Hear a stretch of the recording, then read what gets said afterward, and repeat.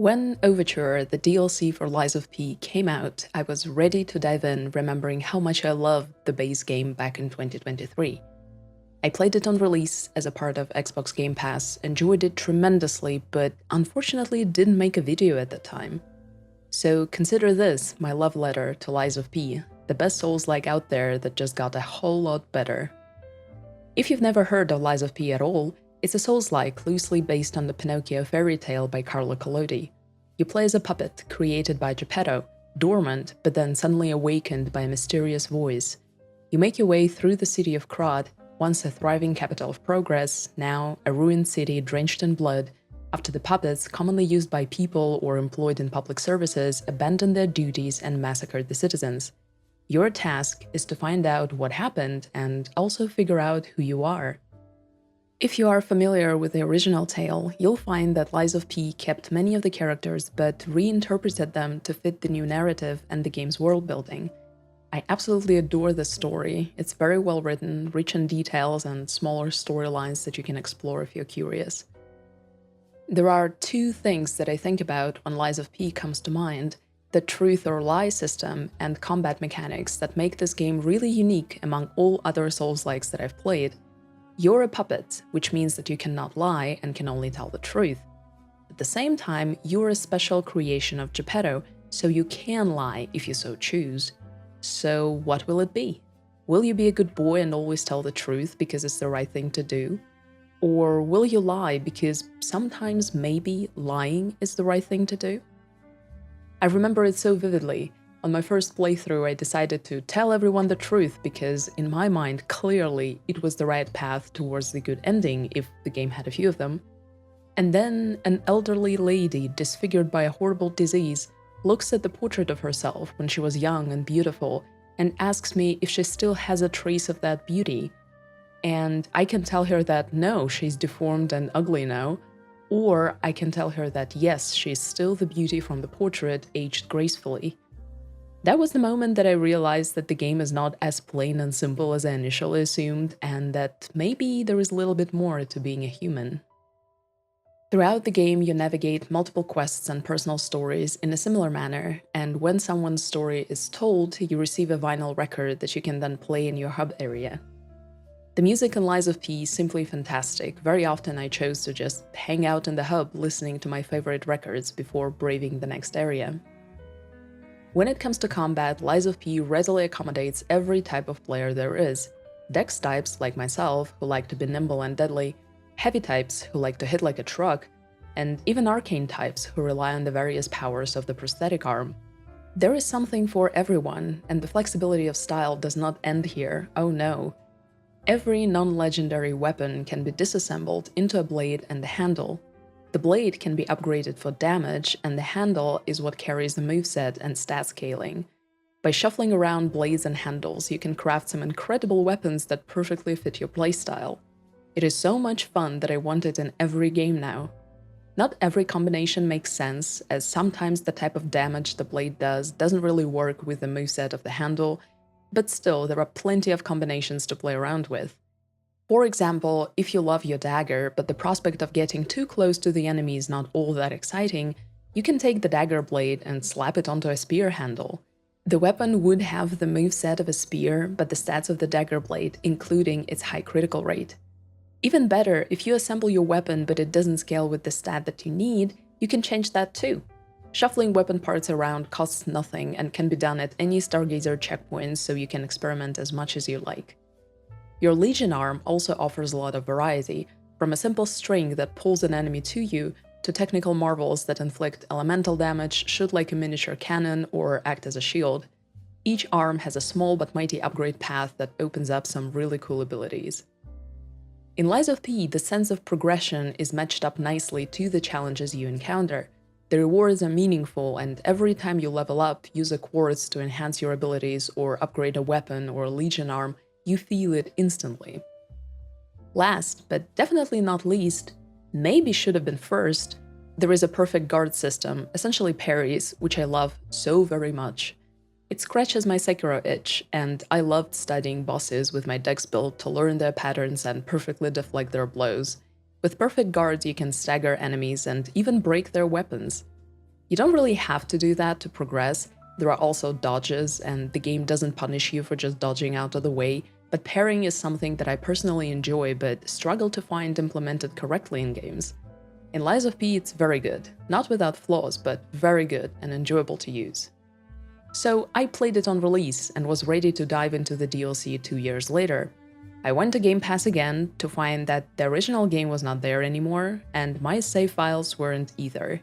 I searched far and wide for them on my PC, found none, thought I could still somehow extract them from Xbox, but the answer was no, I couldn't. In the end, I was faced with an exhausting conundrum: just leave Overture and watch someone else play it, or get Lies of P on Steam and replay the whole thing because the DLC becomes accessible somewhere closer to the end. It is exceptionally rare for me to replay games, even if I like them a lot. Of course, when I was younger and not many games were available to me, I replayed Diablo and Neverwinter Nights countless times, but honestly, not many games since then. I play video games largely for stories, and when a story is known to me, I see little sense in replaying it again when I could be immersed in a new story. Currently, there are only 2 games that I'm ready to replay at any given moment if I feel like I need some deep contemplative rest in a video game. One is Hollow Knight, my #1 cozy comfort game, and number 2 is Sekiro Shadows Die Twice because it's the best game in existence. It is so perfect that I did a whole project retranslating it from Japanese to gather all the rich historic, cultural, and religious context that might have been lost in translation. Check it out if you haven't. The research turned out to be full of the most fascinating stuff. But these are the only 2 games. I had been mulling over it because while I loved nearly everything about Lies of P when I originally played it, well, I have already played it. My playtime back then was about 30 hours, and it's a fair bit of time that could fit a couple other titles I planned for this year. Then I remembered that I heard on the grapevine that the developers really leaned into quality of life stuff, and the game is now better than ever. I'm still not sure whether or not this was the drop that tipped the scales, but I decided to play Lies of P again and play through the main game as quickly as I possibly could just to get to the DLC entry point. At the time, I thought I'd skip every single side quest, pay no mind to telling lies or the truth because I didn't need to complete the game, I only needed to reach the DLC. But all these intentions dissipated like a morning fog because I found myself helplessly falling in love with Lies of P all over again. The developers did double down on quality of life features. The main thing they added, or rather shifted, compared to my first playthrough on launch, is the ground roll. 2 years ago, the ability to roll to the side while downed and stand up was an ability that you could unlock closer to the last third of the game. Before that time, should you be thrown onto the floor by an enemy, you'd just lie there and eat all the damage with your face until the combo is over.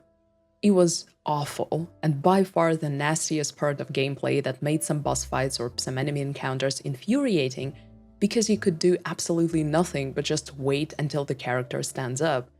If he got any HP left to do that with, that is.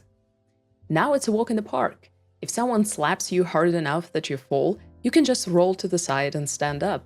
It's not even an ability, it's just something your character can do by default. Amazing. Some boss fights where the first move of a boss's long combo was to try and knock you to the floor, to then beat to a pulp, feel much fairer now, when one mistake is not your undoing. Encounters with my least favorite enemy, a walking oven with a shovel, who also has a similar combo of bashing you with a shovel and then bashing you on the ground as if it wants to dig out your grave with you already in it, became much more pleasant now that I could just roll to the side. What a simple thing that we often take for granted in so many games, and yet it makes such a difference. If I could use one word to describe Lies of P, it would be smooth. This word I find is rarely applicable to Souls-likes, but in this case, I assure you this is the word. All trading is made a breeze by the additional menu that allows you to break down your ergo chunks without leaving the merchant's screen.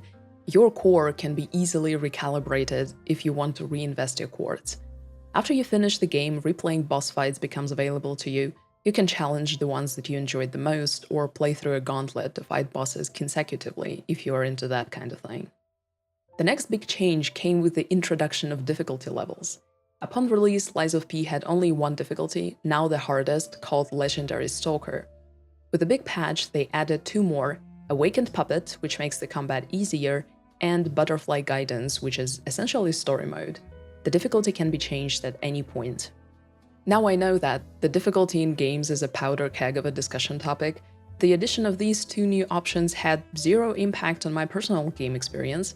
I chose to replay the game at the Legendary Stalker difficulty because it suited my definition of fun best. I had played through the game on this difficulty before, and I thought I could handle it. If at any time I had felt that the game was getting too challenging to the point of not being fun for me, I would have changed the difficulty without thinking twice. Video games are meant to be played for fun. It would never occur to me to belittle another player or devalue their experience because they chose the difficulty that better suited their preferences. I think it's ridiculous. What I care about the most is that my friend, who was always interested in Lies of P but couldn't play it because it was way too challenging — they don't typically play Souls-likes at all — successfully played the game, had a lot of fun, and we finally got to talk about it, discuss the story, who liked which boss, the gamer friends stuff. It was amazing.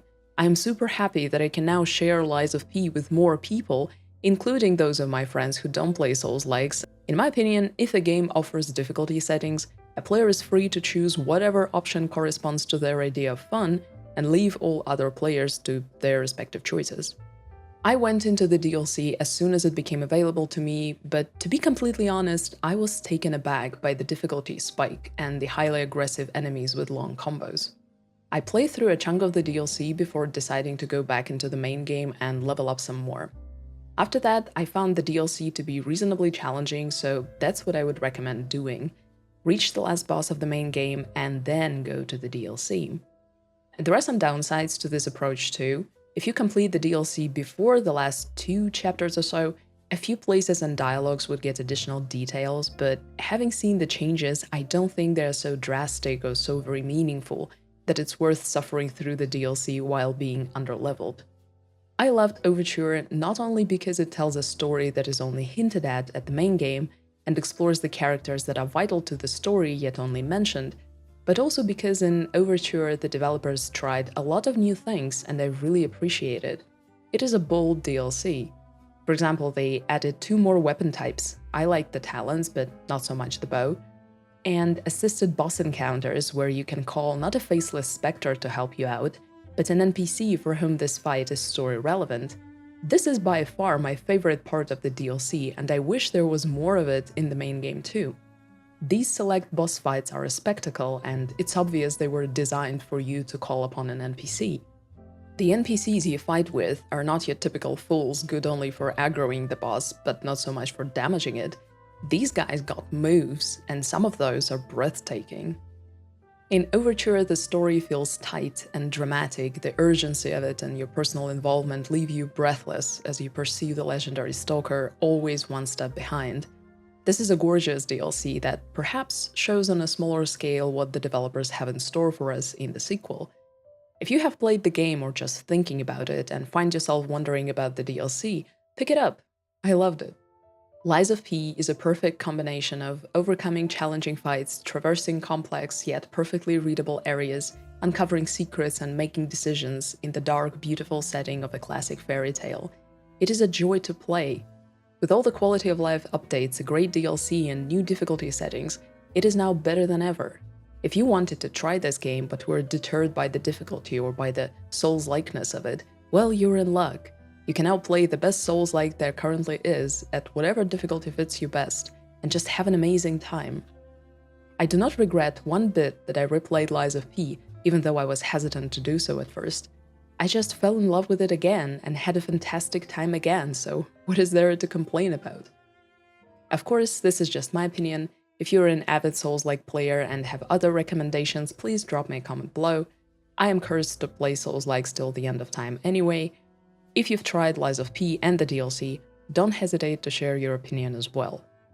Thank you very much for your time, and I'll see you in the next one. Take care.